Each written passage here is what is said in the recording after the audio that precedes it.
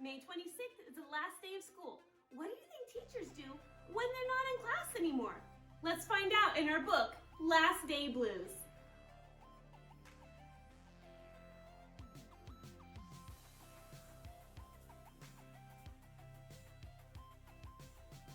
Last Day Blues.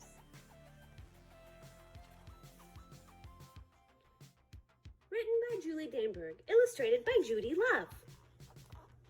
On the Monday morning before the Friday that was the last day of school, Mrs. Hartwell took attendance. She sighed as she called out the last name. "I'm going to miss all of you," she said.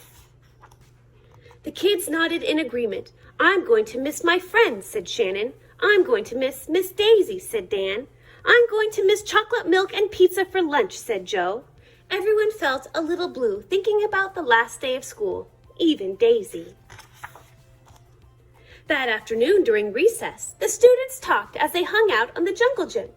"Mrs. Hartwell said she's going to miss us," said Alexandra, swinging from a bar. "We should get a present to cheer her up," said Eddie, hanging upside down by his knees. But what could they get her?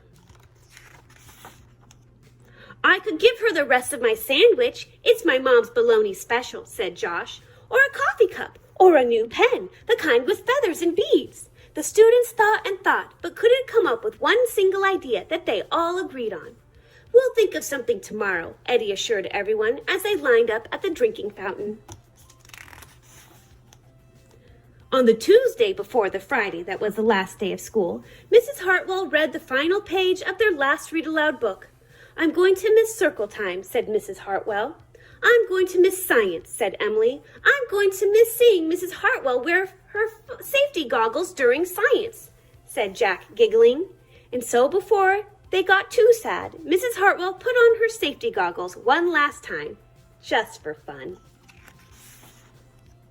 "We definitely need to cheer Mrs. Hartwell up," said Andy during recess as he jumped out of a swing. "Any ideas about a present?" Eddie asked. "Nope," they all answered back.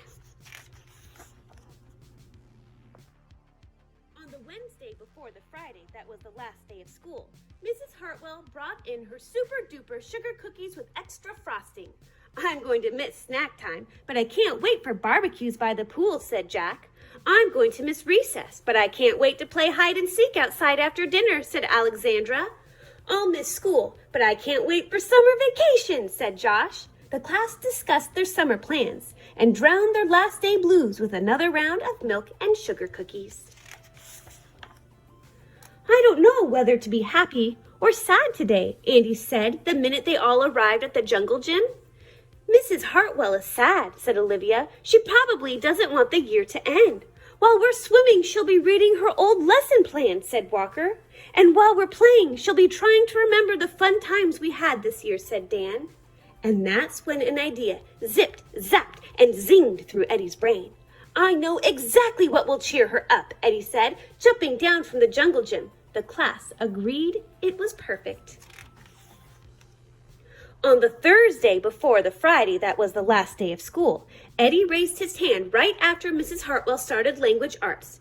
"We need some privacy, please," he said. And so Mrs. Hartwell took down bulletin boards with her back to the class. She never even peeked. Well, only once. On the morning of the Friday that was the last day of school, the students dashed into the classroom.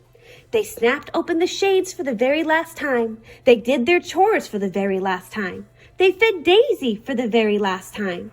And as soon as the bell rang, they couldn't wait for Mrs. Hartwell to see her present for the very first time. The last day of school makes us so blue. We'll miss recess and pizza and reading too. We'll miss Daisy and cookies and friendship true, snack time and science and learning new.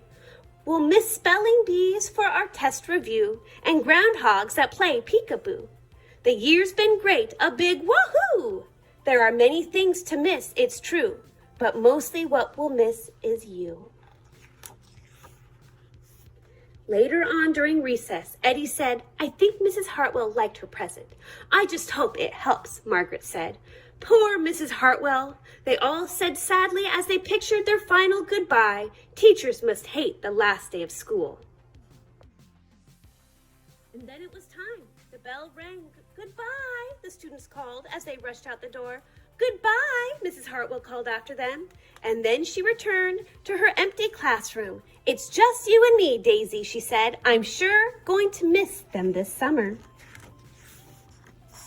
But I can't wait for vacation.